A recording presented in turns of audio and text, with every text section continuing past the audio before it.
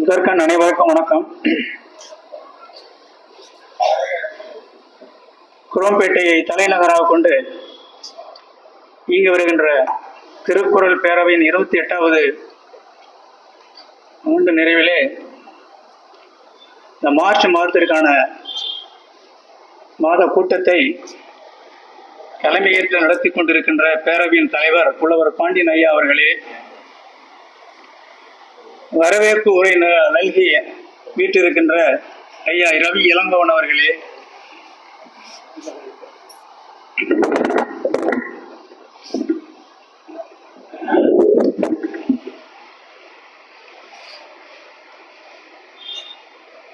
ஒரு குறள் விளக்கம், அருமையான விளக்கம், ஒரு விளக்கம் இல்லாமல் 8 விளக்கத்தை சொல்லி விட்டிருக்கின்ற ஐயா வே செல்வராஜ் அவர்களே, குழந்தைகளுக்கு திருக்குறளை சொல்லிக் கொடுத்து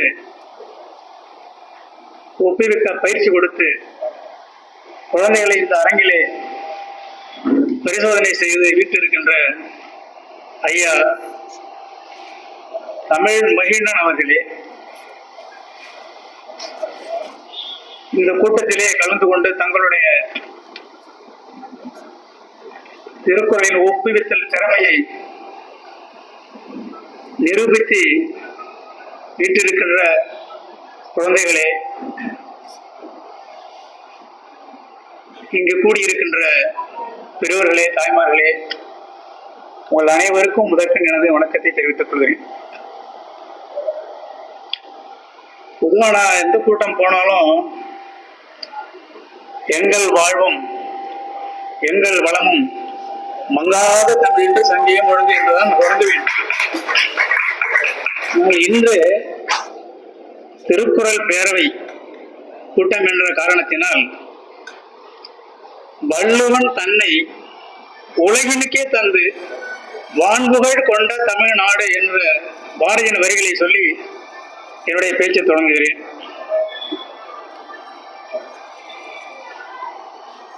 திருக்குறள் என்னுடைய அருமை பெருமைனா இப்ப எல்லாமே முன்னாடி பேசுனாங்க, அம்மா கூட அருமையா பேசினாங்க, எல்லாருமே சிறப்பா பேசினாங்க. ஆனா 1000 இருந்தாலும் தமிழர்களுக்கு என்ன ஒரு பிரச்சனை தொடர்ந்து ஆதி காலம் தொட்டு இன்று வரை தொடர்றது என்னன்னா, நம்முடைய மொழியை,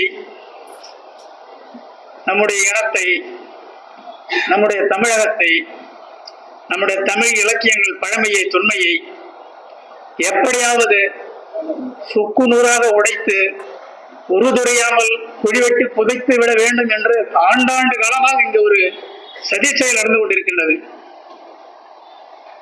அந்த சதி செயலே சமீப காலமாக ஈடுபட்டு, ஆனால் அவர் மறைந்து விட்டார், மறைந்தவர் பற்றி குறை சொல்லக்கூடாது என்று சொல்வார்கள். அவரை நாம் குறை சொல்லவில்லை, அவர் சொல்லிய கருத்தை நாம் குறை சொல்கிறோம். அவர் பெயர் நாகசாமி, இரா நாகசாமி ஐயா. அவர் பெயரை கூட சொல்லவில்லை, நான் சொல்கிறேன், சொல்லித்தான் ஆக வேண்டும். நான் தென்மொழி மாத இதழை வாசிப்பவன், தொடர்ந்து வாசிப்பவன். ஒரு 4 ஆண்டுகளுக்கு முன்னால் இந்த தென்மொழியின் தலையங்கத்தை படிக்கும் பொழுது நான் அதிர்ச்சி அடைந்தேன். அதில் ஐயா பூங்குணர்கள் வருவதாக சொன்னார்கள், வரவில்லை. அதிலே தலையங்கத்திலே எழுதியிருந்தார்கள், நாகசாமி என்ற முன்னாள் தமிழ்நாடு தொல்லியல் துறையின் இயக்குநராக பணிபுரிந்து ஓய்வு பெற்றவர் தமிழர்களுக்கு, தமிழ் இலக்கியங்களுக்கு எதிராக 2 நூலை எழுதியிருக்கிறார். அது ஒன்று mirror of Tamil and Sanskrit, மற்றொன்று Thirukkural and abridgement of Shastras. இந்த Tamil mirror of Tamil and Sanskrit என்ற நூலும் ஆங்கிலத்தில் தான் எழுதினார். அது உள்நோக்கம் உள்ளது என்பது ஐயா முன்னாடியே சொல்லி இருக்கிறேன். என்ன காரணத்திற்காக அவர் எழுதியிருக்கிறார் என்றால், தமிழ்நாட்டிலே தமிழ் எழுதினால் அவன் நம்ப மாட்டான், நிறைய பேர் நம்ப மாட்டாங்க, சில பேர் இருப்பாங்க. ஆனால் அதன் நோக்கம் தமிழகத்தை தாண்டி, தமிழகத்து எல்லையை தாண்டி மற்ற மாநிலங்களிலும் இந்தியாவை தாண்டி மற்ற நாடுகளிலும் நம்முடைய அருமை பெருமைகளை சிதைக்க வேண்டும் என்ற உள்நோக்கம் தான் வேறொன்றும் இல்லை. அந்த mirror of Tamil and Sanskrit என்ற ஆங்கில நூலுக்கு ஐயா பேராசிரியர் தமிழண்ணல் அவர்கள் தமிழிலே மறுப்பு நூல் வெளியிட்டிருந்தார்கள். அந்த மறுப்பு நூல் ஆங்கிலத்தில் மொழிபெயர்க்கப்பட்டு அதை திரு கே.வி. பாலசுப்ரமணிய அவர்கள் மொழிபெயர்த்தார்கள் என்று நினைக்கின்றேன்.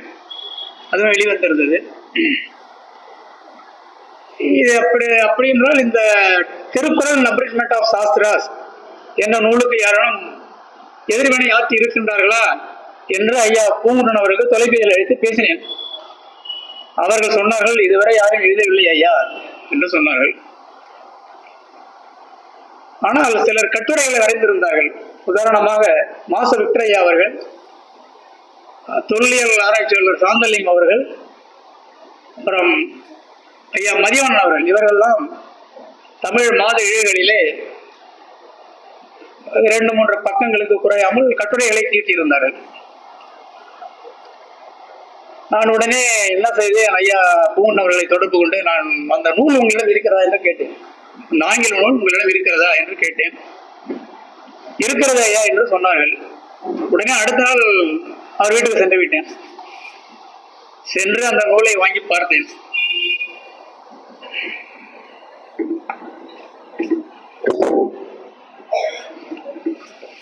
இதுதான் அந்த நூல். நூலின் தலைப்பு திருக்குறள் அண்ட் அப்ரிஷ்மெண்ட் ஆஃப் சாஸ்திரா. இதை பார்த்துட்டு அப்புறம் பேசிட்டு இருந்தோம். ஒரு 1/2 மணி நேரம் பேசிட்டு இருக்கும் பொழுது ஐயாட்ட கேட்ட, அந்த நூலை தர முடியுமா ஐயா?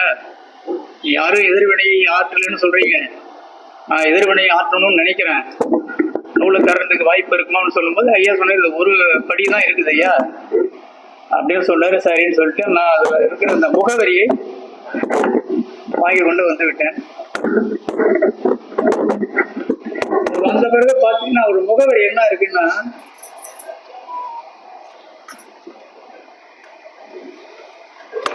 ஒரு பெசன்ட் நகர்ல இருக்கிறாரு. அது என்ன பேர் வச்சிருக்காருன்னா தமிழ் ஆர்ட்ஸ் அகாடமி. நல்லா கவனிங்க, தமிழ் ஆர்ட்ஸ் அகாடமி பேர் தமிழ் ஆர்ட்ஸ் அகாடமி. ஆனா அவர் எழுதுற நூல்கள் எல்லாம் தமிழுக்கு எதிராக. அவர் ஆக்சுவலி என்ன பண்ணிருக்கணும், சான்ஸ்கிரிட் ஆர்ட்ஸ் அகாடமின்னு வச்சிருந்தா நம்மளுக்கு ஒன்றும் பிரச்சனை கிடையாது. அப்புறம் என்னுடைய நண்பர் ஒருத்தர் பெசன்ட் நகரில் இருக்கிறாரு. அவரை தொலைபேசியில் அழைச்சேன். இது மாதிரி நாகசாமின்ற உங்க ஊர் வீட்டுக்கு பக்கத்துல தான் இருக்கிறாரு, அவர்கிட்ட ஒரு நூல் வாங்கணும், வாக்கண்ணா போகலாம் அப்படின்னு, வாப்பா அப்படின்னு அப்படியே போனேன். 2 பேருமா வீட்டுக்கு போனோம். ஆனால் அன்னைக்குன்னு பார்த்தா டெல்லி போயிட்டார். ஏன்னா அவர் அப்போ இந்த பிஜேபியில ரொம்ப கொஞ்சம் இன்வால்வ்ல இருந்தாரு. இடையில நான் ஆங்கிலம் பேசும்போது தயவு செஞ்சு பொறுத்தல் வேணும். ஏன்னா நான் வங்கியில பணிபுரிந்ததால முடிந்த வரைக்கும் நான் தூய தமிழ்ல பேச முயற்சி செய்யறேன். இடையில ஆங்கிலம் பொறுத்தல் வேண்டுகிறேன். அவர் டெல்லிக்கு போயிட்டாரு அப்படின்னு சொன்னா, சரி அது பரவாயில்லைங்க, எனக்கு ஒரு நூல் வேணும் இந்த நூல் அப்படின்னு. அவருக்கு எங்கெங்க தேடிக்கிட்டு பார்த்தாங்க, எங்கேயும் கிடைக்கல. அப்புறம் அவரோட தொலைபேசியில் வாங்கிட்டு திரும்பி வந்துட்டோம். அப்புறம் நண்பர் தான் அவரை போய் நேராக பார்த்து நூல் வாங்கி கொடுத்தாரு. அப்ப அந்த முதல் நாங்கள் போகும்போது நாகசாமியோட மருமகன் மகளோட மாப்பிள்ள இருந்தாரு, 2 பேர் இருந்தாங்க. அப்ப அவர் சொன்னாரு, இந்த நூலை எழுத வேணாம்னு சொன்னேன் எங்க மாமனார்கிட்ட, அவர் கேட்கல அப்படின்னு அவர் என்கிட்ட சொன்னார். சரி, அப்புறம் நூல் கிடைச்சிது. நூல் வாங்க போகும்போது நண்பர்கிட்ட நாகசாமி என்ன சொல்லியிருக்காருன்னா, இந்த நூலை கூட படிக்கிறது ஆள் இருக்காங்களா அப்படின்னு கேட்டிருக்கிறாரு. என் நண்பர் தான் கேட்டிருக்கிறாரு அப்படின்னு. இதை வாங்கி இதுக்கு பதில் எழுதணும்னா சும்மா எழுத முடியாது. அவர் சொல்றாரு, ஏன்னா அவர் சொல்றது நம்ம உலகம். ஏன்னா அவர் யாருன்றத சொல்லி அவரே சொல்றாரு. அவர் யாரு முதல்ல பாருங்க, டாக்டர் ஆர். அவர் எழுதிட்டே சொல்றேன் நானு. Doctor R Nagaswamy became the first director of archaeology 1966 to 88. கிட்டத்தட்ட 22 வருஷம் இருந்திருக்கிறார். He also served as the first vice chancellor of the Kanchipuram university. Kanchipuram பல்கலைக்கழகத்துல வைஸ் சான்சலர் இருந்திருக்கிறாரு. an advisor to the Government of India to the UNESCO project in documenting cultural property. He has written over 50 books that are known for authenticity. Nalla knowingla the authenticity. Authenticity nu solrar and appreciated all over the world. His articles have been published in all the major languages of the world by UNESCO. He has been conferred honors like Kalaimamani by the Tamil Nadu government and also all leading cultural institutions in the state. He has been awarded with Padma Bhushan in the year 2018. இப்போ இவர் சொல்றாருன்னா நம்பாம இருக்குமா அவ்வளோதான். இந்த நூலை வந்த உடனே நீங்க எத்தனை பேரை பார்த்துருப்பீங்க தெரியாது. மல்ஹோத்ரான்னு ஒருத்தர் இருக்கிறாரு. அவருடைய முழு பெயர் எனக்கு தெரியல. மல்ஹோத்ரா இவர் பேட்டி எடுத்து யூடியூப்ல போட்டாரு. ரொம்ப அதாவது தமிழை தாழ்த்தி வடமொழியை தூக்கி பேசுறதுக்கு தொல்லியல் அறிஞர் ஒருத்தர் ஓய்வு பெற்றவரை கிடைச்சிட்டாருன்னு சொல்ல புலகாங்கியத்தில் அவர் பேட்டி எடுத்து நீங்க போய் கூட பார்க்கலாம். நீங்க யூடியூப்ல போய் நாகசாமிஸ் இன்டர்வியூ வித் மல்ஹோத்ரான்னு போட்டீங்கன்னா ஒரு கேளுங்க. நான் வந்து நிறைய நூல்கள்லாம் தேடினேன். நிறைய அப்படின்னா அது கொரோனாவுக்கு முன்னாடி இருக்கு. சில பேர் எனக்கு உதவியெல்லாம் செஞ்சாங்க. நிறைய நூல்லாம் கொண்டாந்து கொடுத்தாங்க. நூல்லாம் எழுதினேன். நூல் எழுதுறதை விட அந்த தட்டச்சு பண்றது, திருத்தம் பண்றது, இது பண்றது சரியான வேலையா இருக்கு. தமிழ்ல சொல்றாங்க, தமிழ்நாடுன்னு சொல்றோம். இப்ப நம்ம சொல்றோம் செந்தமிழ் நாடனும் போதிலே இந்த தேன் வந்து பாயுது காதினிலே எங்க தந்தையர் நாடுன்ற பேச்சினிலே ஒரு சக்தி குறைக்குது மூச்சு நிலையும் சொல்றோம். ஆனா தமிழ்ல தட்டச்சு பண்றது ஆள் கிடைக்கல. இதுதான் இல்லையா நிலைமை. இப்படி தேடி கண்டுபிடிச்சு நூலை எழுதியாச்சு, வெளியிட்டாச்சு. 2020 வெளியிட்டேன். ஜனவரி 20 இதுல வெளியிட்டேன். நம்ம நிருபர் அரங்கம் இருக்கு, அங்க வெளியிட்டேன். அது வெளியிடுறதுக்கு முன்னாடி நான் முக்கியமான இந்த ஊடகங்களுக்கெல்லாம் இமெயில் அனுப்பிச்சேன். நான் புத்தகம் வெளியிடுறேன், நாகசாமி உங்களுக்கு எதிரி பண்ணி ஆட்டுறத வெளியிடுறேன், அவசியம் வந்து கலந்துக்கன்னு சொல்லி இமெயிலாம் அனுப்பிச்சேன். ஒருத்தரும் வரல. ஏன்னா அப்போ வந்து புத்தக கண்காட்சி நடந்தது. அந்த நூலை வந்து நம்ம ஐயா அனுபவ தலைமையில தான் வெளியிட்டேன். வெளியிட்டது வந்து அருள் செல்வன்றவர், மன்னிக்கணும், வெற்றி செல்வி. அவங்க யாருன்னா முத்தமிழ் அறிஞர் கியாபி விஸ்வநாதன் அவருடைய பேத்தி வெற்றி செல்வி. அந்த நூலை வாங்கிக்கிட்டவர் இன்னொரு தமிழ் தேசியவாதி அருள் செல்வன்றவர். அவர் யாருன்னா அண்ணல் தங்கோட பேரன். இது அந்த நூலுக்கு அணிமுறை யார் கொடுத்துருக்காங்கன்னா மதிவாணன் கொடுத்தாரு. அப்புறம் நம்ம வேர்ச்சொல் ஆராய்ச்சி அறிஞர் அரசேந்திரன் அவங்க கொடுத்துருக்குறாங்க. அது என்ன, அவர் என்ன கேள்வி அதில் சொல்லியிருக்காரு அப்படின்னு அதையும் படிச்சிடறேன். இப்போ அவரே எழுதியிருக்கிறார் மேல, அதையும் படிச்சிடறேன், கேட்டுங்க. அப்புறம் நான் விளக்கமா சொல்றேன்.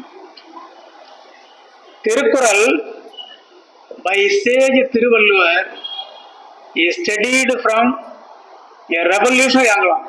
என்ன angle? Revolutionary angle. Author citing extensively from Sanskrit Dharma Shastras, Artha Shastra, Natya Shastra and Kama Shastra proves it is a derivative book of Hindu tradition. Derivative book. Vallo writes his work on fundamental basis of Hindu thoughts like 4 Purusharthas, Dharma, Artha, Kama, Moksha. The first 3 being called Trivarga, Muppal, as one unit, and is a text divided as Aram, Porul and Kama. He has based his text, Valluvar has based his text on the 4 Varna system as Brahmana, Kshatriya, Vaisya and Sudra. Arasan, Vanigan and Velalan, whose lifestyle and discipline he writes in many Qurals. He writes on the 4-fold ashramas as Brahmachari, Grahastha, Vanaprastha, Sannyasin in the first book Arathupal. He writes on the Tarpanas to Deva, Rishi, Pitrus daily. He also writes the regular daily performance of Pancha Mahayajnas to Devas, Rishis, Pitrus, Aditi and Bhutta Yajna. இப்படின்னு அவர் சொல்றாரு. மேல சுருக்கமா சொல்லிட்டாரு, உள்ள நிறைய சொல்லியிருக்காரு. இப்ப இது உள்ள போறதுமே இன்னொரு இது சொல்லிடுறாரு. எனக்கு திருக்குறள் என்ன ஒரு தொடர்பு இருக்குன்னா, இப்ப இந்த குழந்தைங்களை பார்த்து எனக்கு பழைய ஞாபகம் வந்துருச்சு. நான் வந்து 4வது படிச்சிருந்தேன், சிதம்பரத்தில் படிச்சிருந்தேன். இந்த மாணிக்கம்னு ஒரு ஆசிரியர் முதல்ல என்னை வந்து மேடையில் ஏற்றி விட்டது அவர் தான். நானு என் கூட இன்னும் ஜெயராமன் ஒரு பையன், 2 பேர் தான். அது என்ன ஒரு கான்வர்சேஷன், 2 பேரும் பேசிக்கிறாங்க, 2 விவசாயிங்க பேசிக்கிற மாதிரி. அது நீங்களாம் ஸ்டேஜில் பார்த்துருக்கீங்களா, அப்படியே போயிட்டு பேசிட்டே இருப்பாங்க. அதெல்லாம் மறந்துச்சு எனக்கு, என்ன பேசணும் ஞாபகம் இல்லை. அதில் அவர் என்ன சொல்லுவாருன்னா, ஒரு கட்டத்தில் வள்ளுவர் வந்து தலையின்னு முடிகிற குறள் வந்து 21 குறள் எழுதியிருக்கிறாரு.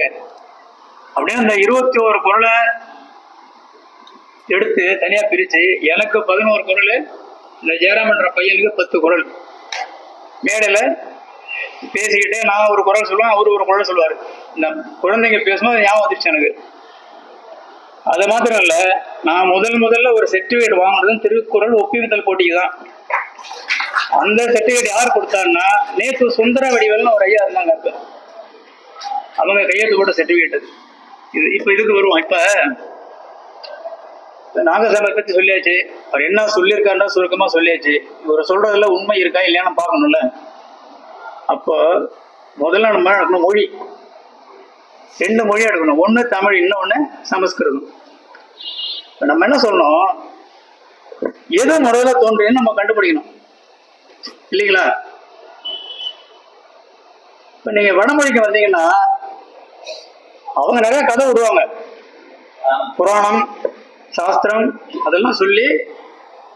அதாவது உலகம் தோன்றப்பயே வந்து சான்ஸ்கிரிட் வந்துருச்சுன்னா கதை விடுவாங்க. ஆமா, அது குருடா. அதெல்லாம் நம்ம ஏத்துக்கணுமானா கிடையாது. அவங்க வந்து உண்மையிலேயே வந்து சான்றுகளோட நிறுவனங்கன்னா நம்ம தலைவனை ஏத்துக்கலாம். அதுல ஒண்ணு எந்த கருத்து வேறுபாடும் கிடையாது.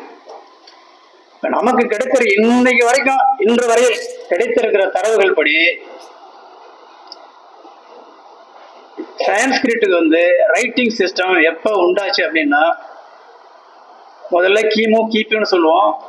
இப்ப அந்த மொழியில சொன்னா கிபின்னு சொல்லணும். இன்னைக்கு சொல்ற மாதிரி பொது ஆண்டு 150 வாக்குல தான் சான்ஸ்கிரிட்டுக்கு ரைட்டிங் சிஸ்டமே இனிஷியல் ஸ்டேஜ், ஆரம்ப கட்டத்தில் இருந்திருக்கு. இதை எதை வச்சு சொல்றோம் அப்படின்னா, குஜராத்தில் ஜுனகட்னு ஒரு இடம் இருக்கு. அங்க ருத்ரதாமன் கல்வெட்டு ஒண்ணு இருக்கு. அந்த கல்வெட்டை ஆராய்ச்சி செஞ்சவங்க என்ன சொல்லியிருக்காங்க அப்படின்னா, இந்த கல்வெட்டு பொறிக்கப்பட்ட நாள் வந்து கிபி 150 அப்படின்னு சொல்லியிருக்காங்க. இது ஒரு பாயிண்ட் நான் நோட் பண்ணிக்க. ஏன்னா நிறைய பெரியவங்க வந்து தெரிஞ்சிருக்கும், சில விஷயங்கள் வந்து நான் சொல்ல இல்லையே தெரிஞ்சவங்களும் இருக்கலாம். அடுத்தது 2வது வரும். இதே நாகசாமி அவரே ஒரு சொல்லி இருக்கிறதா நூல்ல ஒரு குறிப்பு இருக்கு. அது என்ன நூல் அப்படின்னா, இந்திய மொழிகள் வரலாறு அப்படின்னு ரத்னசாமி அவர்கள் வந்து அண்ணாமலை பல்கலைக்கழகத்துல ரெஜிஸ்ட்ரார் இருந்தவர் ஒரு நூல் எழுதியிருக்கிறார். அது எழுதி கிட்டத்தட்ட ஒரு 30 வருஷம் மேல இருக்கும். அதுல ஒரு இடத்துல அவர் என்ன சொல்றாரு அப்படின்னா, சமவயங்க சூத்ரா அப்படின்னு ஒரு ஜைன நூல் இருக்கு. அந்த நூல்ல 18 மொழிகள் எழுதப்பட்டிருக்கின்றன. அந்த 18 மொழிகளில் தமிழி என்ற மொழி இருக்கிறது. நல்லா கவனிக்கணும், தமிழி என்ற மொழி இருக்கிறது. ஆனால் சமஸ்கிருத மொழி இருந்த இல்லை. இது யார் சொல்றது? இதே நாகசாமி. நல்லா கவனிச்சுக்க, இதே நாகசாமி சொன்னதான் குறிப்பு இருக்கு. அப்போ நான் சொன்ன ருத்ரதாமன் கல்வெட்டு படி பாத்தீங்கன்னா 150 கிபி 150 தான் ஸ்கிரிப்ட் உண்டாயிருக்கு. இந்த சமவயங்க சூத்ரா ஜெயின நூல் சொல்ற அது எந்த காலகட்டத்திலிருந்துன்னா, அது கிமு 1ஆம் நூற்றாண்டு. அப்போ நீ கிமு 1ஆம் நூற்றாண்டு எடுத்துக்கிட்டாலும் சரி, கிபி 1ஆம் நூற்றாண்டு, அதுக்கு முன்னாடி வந்து சான்ஸ்கிரிட்டுக்கு டெக்ஸ்ட் கிடையாது. இது வந்து உறுதி. இது அப்படியே தமிழுக்கு வாங்க, ஏன்னா சான்ஸ்கிரிட் உள்ள அதுமாதிரி நான் போக விரும்பல. இன்னொன்னு இது அதையும் சொல்லிடுது. இன்னொன்னு என்னன்னா, இப்படி சொல்றீங்களே, அப்பெல்லாம் சாஸ்திரம், தர்ம சாஸ்திரம்ன்றாங்க, அர்த்த நாட்டிய சாஸ்திரம்ன்றாங்கல்ல, இதெல்லாம் எந்த காலத்துல வந்துருக்கும் அப்படின்னா, நிறைய அறிஞருடைய கருத்து என்னன்னா, கிபி அதாவது பொது ஆண்டு 4 6 நூற்றாண்டு வரையில் தான் அவைகள் தொகுக்கப்பட்டன. நான் நூற்றாண்டுன்னா நீங்க 500ன்றீங்க. கிபி 4ன்னு சொன்ன, நீங்க 5 சொல்றீங்க. 5 6 நூற்றாண்டுகள் தான் தொகுக்கப்பட்டன. இதை மனசுல வச்சுங்க. இப்ப அப்படியே தமிழுக்கு வாங்க. தமிழுக்கு வந்தீங்கன்னா, இப்ப சமீபமா நீங்க கீழடியை பார்த்திருப்பீங்க. கீழடி இவங்க இப்ப என்ன சொல்றாங்க அப்படின்னா, கிமு 600 அப்படின்றாங்க. 550 580 இப்படி சொல்றாங்க. கிமு 6ஆம் நூற்றாண்டு சொல்றாங்க. அதுலயும் இந்த துக்ளக் ஒரு இது பண்ணுச்சு. துக்ளக் அந்த அந்த தேதி வச்சிருக்காங்க. ஒரு துக்ளக்ல கீழடி கிமு 6ஆம் நூற்றாண்டு எழுதுறது கூட மனசு வரல. என்ன இருக்காங்க தெரியுங்களா? கிபி 6ஆம் நூற்றாண்டு இருக்காங்க. பாருங்க என்னெல்லாம் பண்றாங்க பாருங்க. அப்ப அதுல ஒரு 600 வருஷம், இதுல ஒரு 600 வருஷம், 1200 வருஷம் தமிழ் மொழியை பின்னுக்கு கொண்டு வந்தாங்க. இது ஒரு இது. ஆனா நம்ம என்ன பார்க்கணும்னா, திருக்குறளுக்கு முன்னாடி ஏதாவது நூல் வந்துருக்கும்ல. திருக்குறள் எழுதுறாருன்னா அதுல நிறைய இடத்துல தொல்காப்பியத்தை பத்தி அந்த அடிப்படையை வச்சுதான் எழுதியிருக்க முடியும். தொல்காப்பியத்தின் காலம் என்ன அப்படின்னு பாத்தீங்கன்னா, ஒவ்வொருத்தரும் ஒவ்வொன்னு சொல்றாங்க. ஆனா இப்ப சமீபமா ஒரு 4-5 வருஷத்துக்கு முன்னாடி பெங்களூர் குணான்றவரு தமிழரின் தொன்மையில் ஒரு நூல் எழுதியிருக்கிறார். அதுல தொல்காப்பியத்தின் காலம்னு ஒரு சாப்டர். அந்த தொல்காப்பியத்தின் காலத்தை ஆங்கிலத்துல நான் மொழிபெயர்த்து கொடுத்ததான் இந்த நூல்.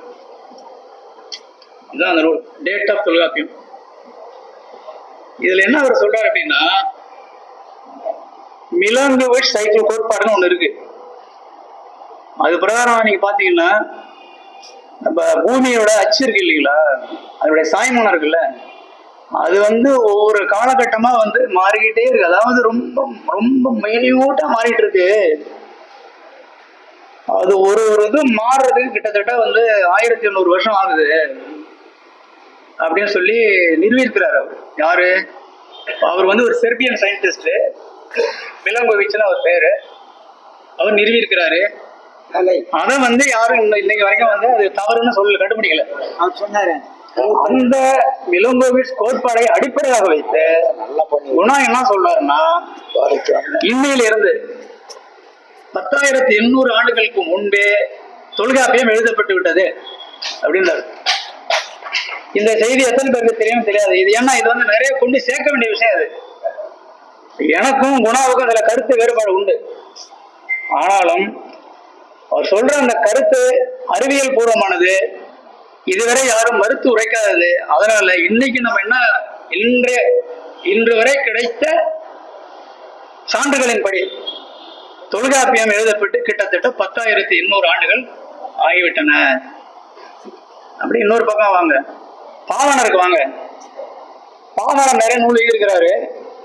அவர் ஆங்கிலத்தில் ஒரு அருமையான நூல் எழுதியிருக்கிறாரு, the primary classical language of the world.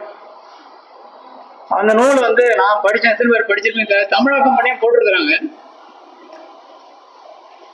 அதுல அவர் என்ன சொல்றாருன்னா, ஒரு மொழி செம்மொழி ஆகணும்னா இத்தனை பண்புகள் இருக்கணும்னு சொல்லி 10 12 எனக்கு கரெக்டா சொல்ல தெரியல, மறந்துடுச்சு, 10க்கு மேல இருக்கும்னு நினைக்கிறேன். இந்த எல்லா கூறுகளையும் ஜஸ்டிஃபை பண்ணக்கூடிய ஒரே மொழி தமிழ் தான் அப்படின்றாரு. சொல்லிட்டு அவர் என்ன சொல்றாரு, எப்படி இருந்தாலும் எப்படி கணக்கு பண்ணாலும் நீங்க தமிழ் மொழி தோன்றி குறைந்தது ஒரு 50,000 ஆண்டுகள் இருக்கும்னு சொல்றாரு. இப்ப நீங்க அதையும் இந்த மிலோங்கோவிச் கோட்பாடையும் நினைச்சு பாருங்க. இவர் என்ன சொல்றாரு, 10,800 ஆண்டுகள் முன்னாடி தொல்காப்பியம் எழுதப்படுதுன்றார். தொல்காப்பியம் எழுதினாங்கன்னா அது இலக்கண நூல், நம்ம கல்ச்சரை சொல்லுது, நம்மளோட பண்பாடு இதெல்லாம் சொல்லுது, அகப்புற வாழ்க்கை எல்லாம் சொல்லுதுன்னு வச்சுக்கலாம். ஆனா இலக்கணம் எப்ப தோன்றும்? ஒரு இலக்கண நூல் எப்ப தோன்றும் ஒரு மொழியில? அதற்கு முன்னாடி இலக்கியங்கள் இருந்திருக்க வேண்டும். 10,800 வருஷம் முன்னாடியே ஒரு இலக்கண நூல் தோன்றுது. அந்த நூல்லையும் வந்து என்ன சொல்றாரு, முறைப்படி எண்ணி முரந்தொகுத்துன்னு நிறைய சொல்றாரு. வந்து எனக்கு முன்னாடி சில நூல்கள்லாம் இருந்தது அப்படின்ற அங்கங்க அடியிட்டு காமிக்கிறார். யாரு? தொல்காப்பியரை காமிக்கிறாரு. அதுக்கு முன்னாடி நூல் இருந்திருக்கு, இலக்கண நூல் இருந்திருக்கு, இலக்கியம் இருந்திருக்கு. இலக்கண நூல் மறைஞ்சு போச்சு, கண்டுபிடிக்க முடியல. அப்ப இலக்கியம் இருந்திருக்கு, அதனால இலக்கணம் வந்தது. இலக்கியம் வருதுன்னா அதுக்கு முன்னாடி மொழி வளர்ந்துருக்கணும், வளர்ச்சி அடைஞ்சிருக்கணும், இந்த மொழியை பேசுற மக்கள் இருந்திருக்கணும். அப்படிலாம் நம்ம கூட்டி கழிச்சு பார்க்க வேண்டியிருக்கு. இன்னொரு செய்தி சொல்றேன். இப்ப இன்றைய நவீன மனிதன், மாடர்ன் மேன், உலகத்துல தோன்றி கிட்டத்தட்ட 2 லட்சத்துல இருந்து 3 லட்சம் வருஷம் ஆகும்னு சொல்லி விஞ்ஞானபூர்வமா சொல்றாங்க. அதுக்கு முன்னாடி உள்ள நிமிர் மாந்தன் தோன்றி ஒரு 6 லட்சத்துல இருந்து 3 லட்சம் இடையில இருக்கும்னு சொல்லி சொல்றாங்க. நம்ம திருவள்ளூர் மாவட்டத்துல அத்திரம்பாக்கம்னு ஒரு இடம் இருக்கு. அந்த அத்திரம்பாக்கத்துல சாந்தி பாப்பு அப்படின்ற ஆராய்ச்சியாளர் கற்கால கருவிகளை கண்டுபிடிச்சிருக்காங்க. அந்த கற்கால கருவிகளின் காலம் என்ன அப்படின்னா 1.5 மில்லியன் இயர்ஸ் அப்படின்றாங்க. 1.5 மில்லியன்னா 15 லட்சம் வருஷம். 15 லட்சம் வருஷத்துக்கு முன்னாடி அந்த இடத்துல கற்கால கருவிகள் இருந்தது அப்படின்னா அது யாரு பயன்படுத்தலாம்? கேள்வி வருமா வராத? அப்ப மனிதர்கள் இருந்திருக்கிறாங்க. அவங்க வந்து நவீன மனிதரா, ஹியூமன் எரெக்டஸா, அது நம்மளுக்கு தெரியாது. அது வந்து அறிவியலால் தான் சொல்லணும், எவல்யூஷன். ஸோ இருந்திருக்கிறாங்க. இப்ப இதெல்லாம் பார்க்கும்போது முதல்ல தோன்றிய மொழி இது இப்ப ப்ரூவ் ஆயிடுச்சா? அடுத்தது வாங்க. இப்ப ஒரே மொழியில 2 பேர் 2 நூல் எழுதி இதை பார்த்து இவர் காப்பி அடிச்சாரு, அதை பார்த்து இவரு காப்பி அடிச்சாருன்னா நம்ம அந்த 2 ஆசிரியர்கள் எந்த காலத்தை சேர்ந்தவங்கன்னு பார்க்கலாம். இங்க கதை அப்படி இல்லை, இங்க மொழியே வேற. அப்போ சான்ஸ்கிரிட்ன்ற மொழி தோன்றுவதற்கு முன்பாகவே திருவள்ளுவர் திருக்குறளை தமிழி என்ற ஸ்கிரிப்டில் எழுதியிருக்கிறார். இப்ப அந்த தமிழி ஸ்கிரிப்ட்ல எழுதியிருக்காங்கன்றத வந்து நம்ம முந்தைய அதிமுக அரசுல ஒரு நூல் போட்டிருக்கிறாங்க. அது என்ன நூல் அப்படின்னா,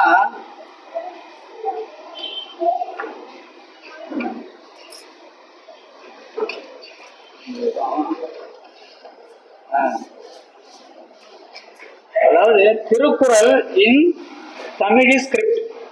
அது ஒரு முதல் அதிகாரம் மட்டும் போட்டுருக்கேன் நான். இதான் தமிழ் எழுத்து வடிவம் அந்த காலத்தில் இருந்தது. திருவள்ளுவர் இருந்த பொழுது இருந்த எழுத்து வடிவம் சொல்லிட்டு நூல் போட்டிருக்கிறாங்க. தமிழக அரசே போட்டிருக்காங்க. இப்ப சான்ஸ்கிரிட்டை பத்தி நம்ம பார்த்துட்டோம். அதெல்லாம் வந்து 5ஆம் நூற்றாண்டு 6ஆம் நூற்றாண்டு தான் தொகுப்புன்னு சொல்லியாச்சு. அப்படியே திருவள்ளுவர் வாங்க. திருவள்ளுவர் காலம் என்ன அப்படின்னு சொல்லும் பொழுது நாகசாமியை எல்லாம் சொல்றாரு. அவரு கிமு 2ஆம் நூற்றாண்டை சேர்ந்தவர்னு சொல்றாரு நாகசாமியை. ஆனா நம்ம தமிழ் துறையில இந்த இது சொன்ன திருக்குறள் இன் தமிழ் ஸ்கிரிப்ட்னு அந்த நூலுக்கு வந்து அணிந்துரை கொடுத்துருக்குறாங்க 2-3 பேர் தமிழ் அறிஞர்கள். அவங்க அதுல என்ன சொல்றாங்கன்னா, திருக்குறள் தோன்றி குறைந்தது கிமு 300 600 கிமு 300 600 வரை எடுத்துக்கொள்ள வாய்ப்பு உண்டு அப்படின்னு அவங்க சொல்றாங்க. அவங்க சொல்றாங்க. அது வந்து நிரூபிக்கப்பட்டுட்டா எல்லாம் நம்ம அடிச்சு சொல்றதுக்கு வாய்ப்பு இல்லை. அதனால நான் என்ன பண்ணிருக்கேன்னாங்க, நான் என்ன சொல்றேன் அப்படின்னா, குறைஞ்சே எடுத்துக்கோமே, 300 எடுத்துக்கோமே, கிமு 300 எடுத்துங்களேன். நீ அப்படி எடுத்தா கூட திருவள்ளுவர் காலத்துல தமிழ் எழுத்துல திருவள்ளுவர் எழுதப்பட்டதுதான் திருக்குறள். சான்ஸ்கிரிட்டுக்கு அதுக்கு சம்பந்தமே கிடையாது அப்படின்னு முடிவு கிடையாது. அதான் சொல்லியாச்சு. அது வந்து எப்படி நட்ட சொல்லுங்க. இப்ப இவ்வளவு விஷயம் சொல்லியாச்சு. அவர் என்ன சொல்றாரு, அடுத்தது சில குறள்கள் எல்லாம் சொல்லி அது எதுவும் ஒன்னா இருக்கு அப்படின்னு சொல்றாரு. அதனால வந்து அப்படி வந்திருக்கு இப்படி வந்திருக்குலாம் சொல்றாரு. நீங்க என்னுடைய நூலை வந்து படிக்கும்போது தெரியும், நான் வந்து அவர் சொன்ன சில கருத்துக்கள் ஏற்றுட்டு இருக்கிறேன்.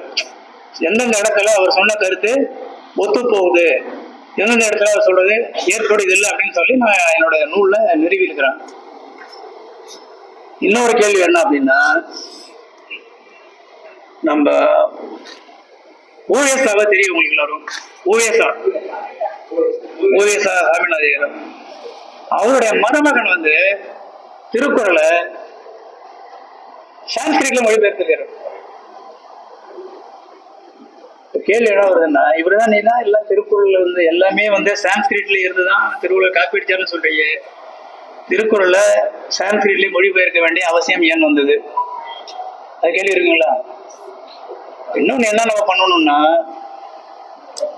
இந்த திருக்குறளை சான்ஸ்கிரிட்ல மொழிபெயர்த்திருக்காங்க இல்லையா, நம்ம நிறைய பேருக்கு வந்து வடமொழி இருக்காங்க. சில பேர் விரல் விட்டு எண்ணிடலாம். நம்ம பூங்குடாய் கூட ஒரு நம்பர்லாம் கொடுத்து நான் பேசினேன். அவர் ஒன்றும் முடியல, அவரால் குடும்ப சூழ்நிலை ஒன்றும் உதவி செய்ய முடியல.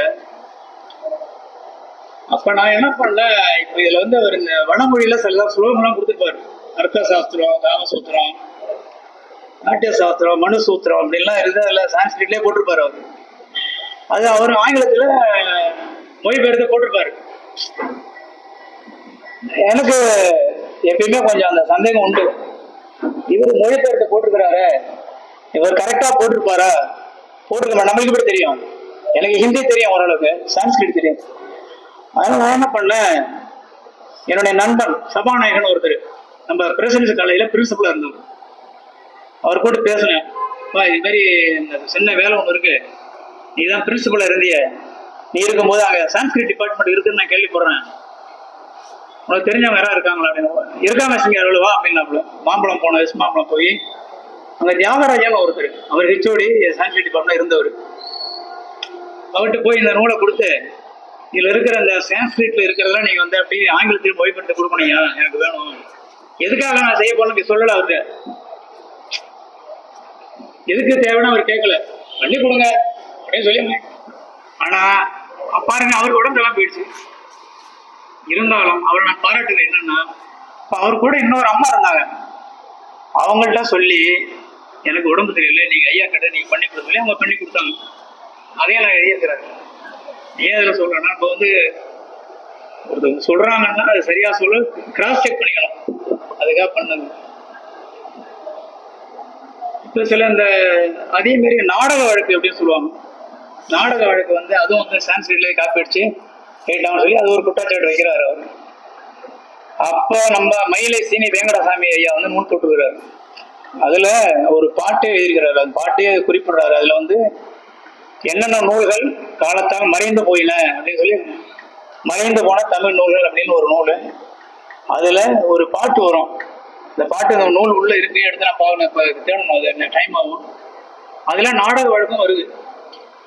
அதனால நாடக வழக்கம் தமிழர்களை சார்ந்ததுதான், அதுவும் காப்பி அடிக்கப்படவில்லை அப்படின்றது எல்லாம் தெளிவா நாம புரிஞ்சுக்க வேண்டியது. இப்ப எனக்கு ஒரு மகிழ்ச்சி என்னன்னா, இந்த நாகசாமி மட்டும் கிடையாதுங்க, அவங்க ஒருத்தர் போனா இன்னொருத்தர் வருவாங்க. இந்த குழந்தைகளை நீங்க வந்து பயிற்சி தான், நான் உண்மையிலேயே அவர் ரொம்ப வணக்கம் சொல்லிடுறேன். குழந்தைகள் வந்து சில சமயம் வந்து கொஞ்சம் தனமாறுங்க, அதே மாதிரி விஷயம் குழந்தைகள் செய்வாங்க, அது ஒன்றும் தப்பு கிடையாது, அப்படிதான் வரும். ஆனா போக போக சரியாயிடும். எனக்கு ஒரு நம்பிக்கை அவர் என்ன அப்படின்னா, நம்ம வயசு ஒருத்தவங்களாம் திருக்குறள் முனுசாமியார்னு ஒருத்தர் இருந்தார். இவர்கள் ஒவ்வொருவரும் திருக்குறள் முனுசாமியாக மாற வேண்டும், வளம் வர வேண்டும். இவர்களை போன்ற மாணவர்களை இன்னும் ஒரு மாவட்டம் தோறும் உருவாக்க வேண்டும். ஏன் நான் சொல்றேன் அப்படின்னா, நான் கும்பகோணத்துல இருக்கும் பொழுது நவங்கியில இருந்தேன். அங்க வந்து வேத பாடசாலை இருக்கு. அந்த வேத பாடசாலையிலோட அக்கௌண்ட் எங்கள்கிட்ட இருந்தது. நான் மேலாளர்ன்ற முறையில என்ன கூப்பிடுவாங்க, ஐயா வாங்க வேத பாடசாலை நடக்குது வந்து பாருங்க, குழந்தைங்களை எப்படி வேதம் படிக்கிறாங்க பாருங்க. எல்லாம் குழந்தை, சின்ன சின்ன குழந்தைங்க தான், எல்லாம் உட்காந்து மனப்பாடம் பண்ணிட்டு உட்காந்துருப்பாங்க. நான் அப்ப கேட்டேன், ஏங்க மேடம் மனப்பாடம் பண்றாங்களே, அது பொருள்லாம் தெரியுமா அப்படின்னு கேட்டேன். தெரியாது உங்களுக்கு. அப்ப பொருள் தெரியுதோ தெரியலையோ மனப்பாடம் பண்ண வைக்கிறவங்க.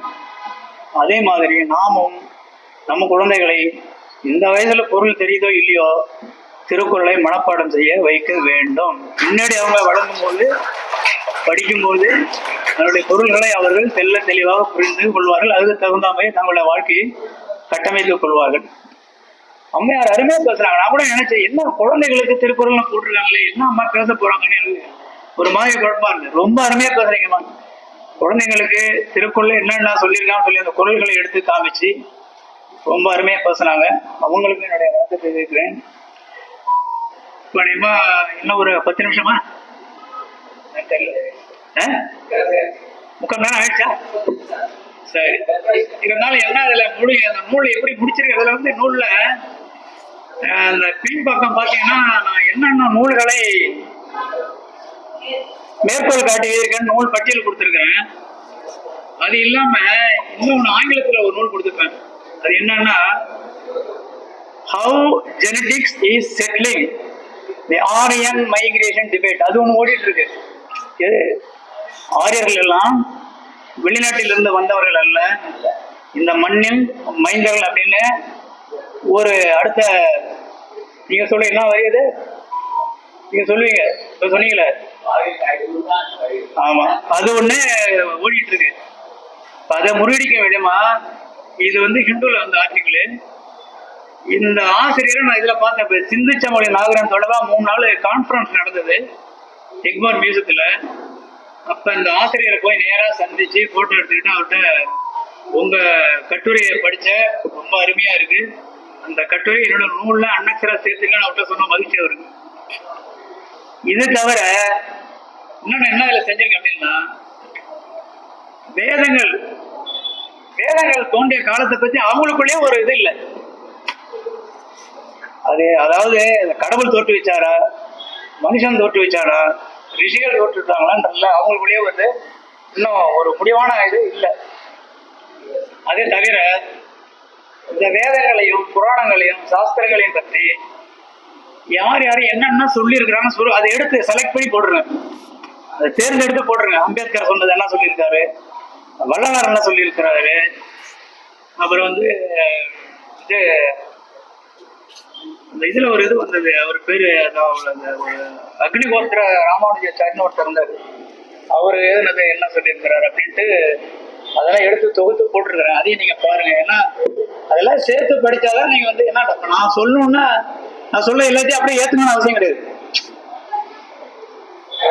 நான் வந்து எனக்கு தெரிஞ்சதே இன்னைக்கு இருக்கிற தரவுகள் அடிப்படை எனக்கு கிடைச்ச தலைப்பு நான் எழுதுறேன். இதுல வந்து இன்னும் செப்பனிட முடியும் அப்படின்னா அதுக்கு அருட்கண்ணான்னு ஒரு நண்பர் எனக்கு உதவி பண்ணார். அருட்கண்ணனார் வந்து ரொம்ப என்னோட வயசுல மூத்தவர். அதுல இதுல சில மாற்றங்கள்லாம் சொன்னாரு, அதெல்லாம் செஞ்சிருக்கிறேன் நான். அதே மாதிரி நீங்க வாங்கினவங்க படிச்சுட்டு இதுல ஏதாவது சேர்க்கணும், ஏன்னா இந்த தொடர் கதை இது ஏதாவது சேர்க்கணும் டெலிட் பண்ணணும் அப்படின்னா நீங்க சொல்லுங்க, அது வரவேற்கப்படுகிறது. கடைசியா அந்த இதை மட்டும் நான் படிச்சேன், அதுல இருந்து அது மட்டும் கொஞ்சம் பொறுமையா இருங்க. முடிவுரையாக கூறுவது இவைதான். நான் முடிக்கிறத சொல்லிடுறேன். தமிழ் மொழி 50,000 ஆண்டுகளுக்கு முன்பே தோன்றிவிட்டது. தொல்காப்பியம் 11ஆம் ஆண்டுகளுக்கு முன்பு இயற்றப்பட்டது. தமிழ் சங்கம் கிறிஸ்து பிறப்பதற்கு 6000 ஆண்டுகளுக்கு முற்பட்டது.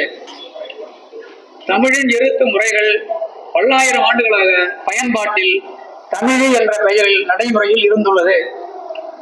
திருவள்ளுவர் தமிழி என்ற எழுத்து முறையில் கிறிஸ்துவுக்கு முன் 300 ஆண்டுகளில் திருக்குறளை படித்து விட்டார். சமஸ்கிருத சாத்திரங்கள் திருக்குறளுக்கு காலத்தில் மிகவும் பிற்பட்டவையே. நாகசாமிக்கு முன்னரும் பலர் தமிழை கொச்சைப்படுத்தி திசை திருப்ப முயன்று தோல்வி கண்டுள்ளனர். திருவள்ளுவர் காலத்தில் சமஸ்கிருதம் தமிழ்நாட்டில் அறிமுகமாகவில்லை. திருவள்ளுவருக்கு சமஸ்கிருதம் தெரியும் என்பது கற்பனையான செய்தி. திருக்குறள் சமஸ்கிருத சாஸ்திரங்களில் வழிநூல் என்பது வரலாற்று சான்று அடிப்படை சான்றுகள் அற்றவை. நாகசாமி தன் பிராமண சமூகத்தினிடையே தன்னை விளம்பரப்படுத்திக் கொள்ளவும் பணம் விருதுகளுக்காக தமிழை கொச்சைப்படுத்தும் போக்கை இனியாவது நிறுத்திக் கொள்ள வேண்டும். அவர் நிறுத்திட்டார், ஏன்னா அவர் மூச்சை நிறுத்திட்டார். திருக்குறள் தமிழ் மரபில் தமிழரால் தமிழருக்கு மட்டும் அல்லாது உலக மக்களுக்காகவும் தமிழில் எழுதப்பட்ட மூல அறநூலை என்க அப்படின்னு சொல்லி என்னுடைய நூலை நான் முடிச்சிருக்கிறேன். இந்த முடிக்கிறதுக்கு முன்னாடி ஒரு திரைப்பட பாடலோட முடிக்கலாம்னு நினைக்கிறேன். நான் பாட போறது இல்லை, பயப்படாதீங்க. அந்த இதிலே போடுறேன், பார்த்துட்டு அதை கேட்டு